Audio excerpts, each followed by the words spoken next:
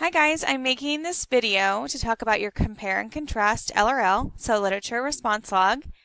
Go ahead and pause this video to open up your directions and follow along. Alright, hopefully you guys have your directions up and ready to go. So as you're working on your compare and contrast LRL, I want you to be thinking about these essential questions. Why do we want to write these compare and contrast paragraphs and essays? What's the purpose of it? And what are some of the ways to go about organizing your compare and contrast paragraphs before you actually start to write them? So today in this video, we get to review the purpose and compare and contrast writing, review the different techniques used in writing to proper compare and contrast a paragraph, practice identifying the elements of a good compare and contrast paragraph, and then practice planning and writing your own compare and contrast paragraphs for your LRL. So when you think about your compare and contrast paragraphs, what's the point? Why should you even be doing this? Well, the purpose is to help you contemplate the relationship between two things by either focusing on their similarities or their differences, and sometimes both, right, to compare and contrast. So in your comparison paragraphs, you're going to focus on the similarities between two topics. So unity is created through choosing logical topics to compare and discussing only similarities in your comparison paragraphs. Coherence is created through including transitions and selecting words that indicate similarities. So they are alike, similar, both stories, both topics, both themes. And deciding an organization method using this method correctly as well. Now your contrast paragraphs are going to help you focus on the differences between two topics. So how are they different? Unity is created through choosing logical topics to contrast and discussing only the differences. So coherence is created through including transitions and selecting words that indicate the differences. So unlike, different, dissimilar. Deciding an organization method and using that method correctly as well. So do you wonder, how can I do that? How can you apply this into your own LRL? The first thing you're going to do is you're going to select your topic. So our question is, you're going to select a short story that you've read in this course. Then you're going to select a piece from another artistic medium that represents the same theme. So you're going to compare and contrast the text of the story and another artistic medium, so be sure to provide examples from the text to support your analysis. So your mediums could be literature, so another story we've read in the course, maybe a book that you read. Visual art, that could be something like a painting, right? Film, like a movie, photography, and or music. So think about the theme. What does the author want you to walk away with? What's the moral or the lesson the author wants you to learn? Right? Music can be an awesome way to compare themes between music and a short story as well. So brainstorming, the best way to do this is using a Venn diagram to discover your ideas. So you'll pick your story on topic 1, and topic 2 would be your other form of medium that you want to use. So on this side, you put all the differences of how topic 1 is different from topic 2, and same thing over here.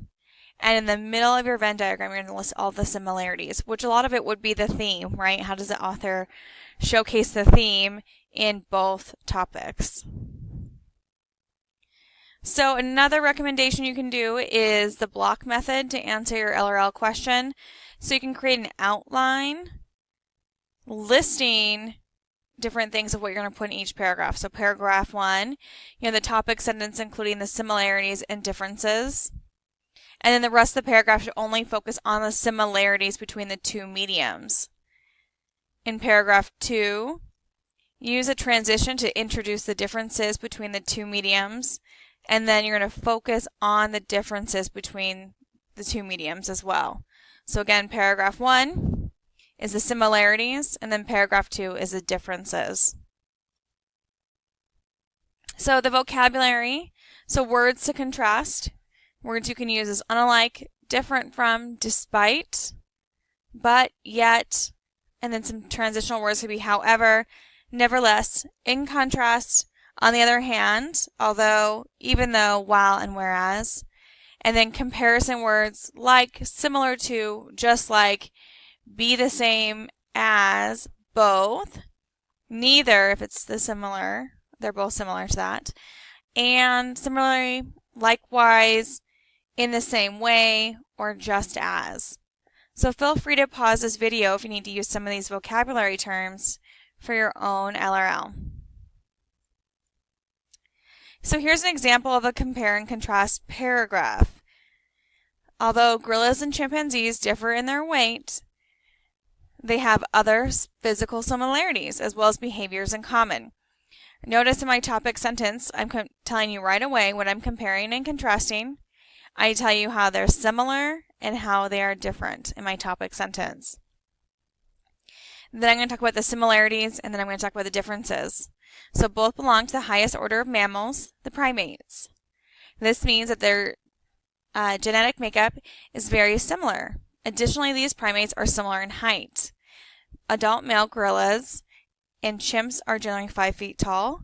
However, it should be noted that they appear in size because of their weight is radically different.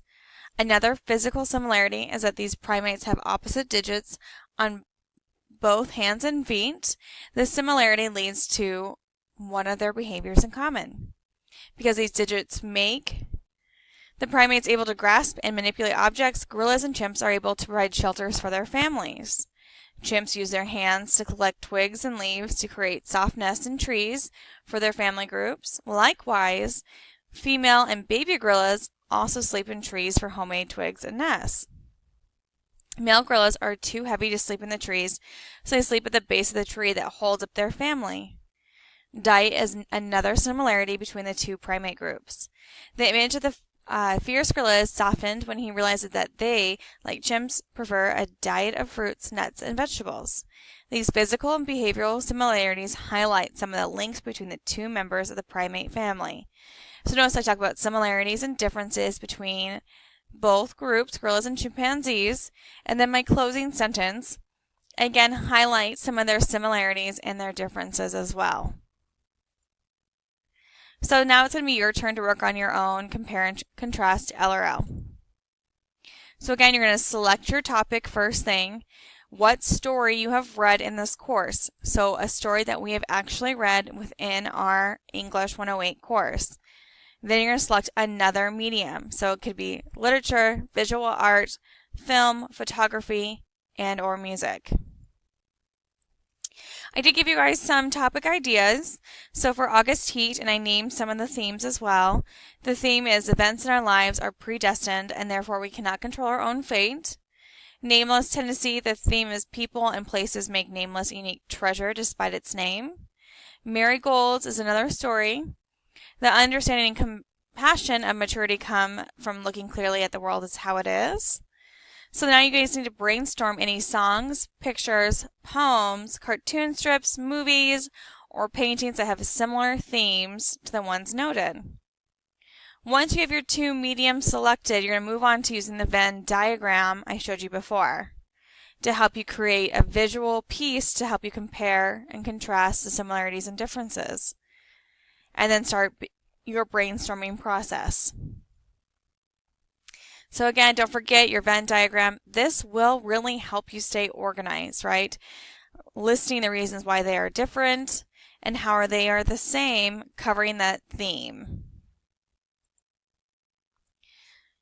I would recommend pausing this video to copying down these topic sentence starters. You do not have to use these, but they're great examples for you to use when writing your own LRL.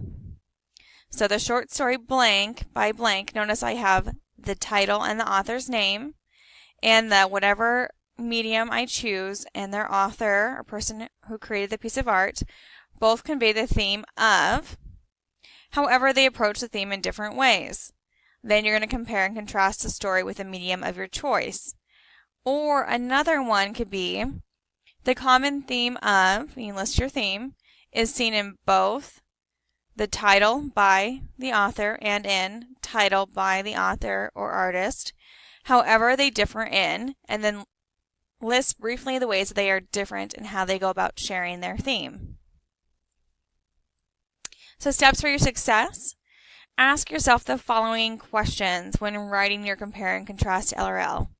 Explain what you are comparing. Tell us what ways are they similar, how they are different, why is this comparison important, and the impact of the comparison as well.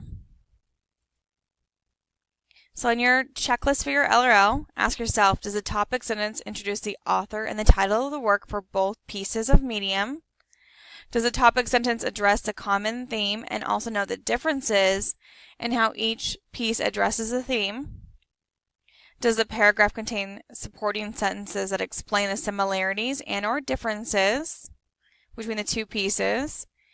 Do they include quotes from the text, so direct quotes from the text? If you find a song or another story to compare it with, direct quotes from the song or story as well. Are there sentences that come before and after the quotes that explain and connect the quotes to the topic sentence? And does the LRL entry contain a clear closing sentence that uses similar wording to the topic sentence and provides closure for your paragraphs as well? So please use this checklist when writing your compare and contrast LRL. So what's next? So use the information from today's video to write a solid LRL entry answering the following question, where you're comparing a short story from our course to a second piece of medium. And then make sure you proofread your LRL entry and make sure it meets all the requirements on that checklist. And then, of course, continue to work on your online lessons as they are assigned. Feel free to email me or call me if you have any questions. I'm here to help. Thanks, guys. I'm looking forward to reading your LRLs.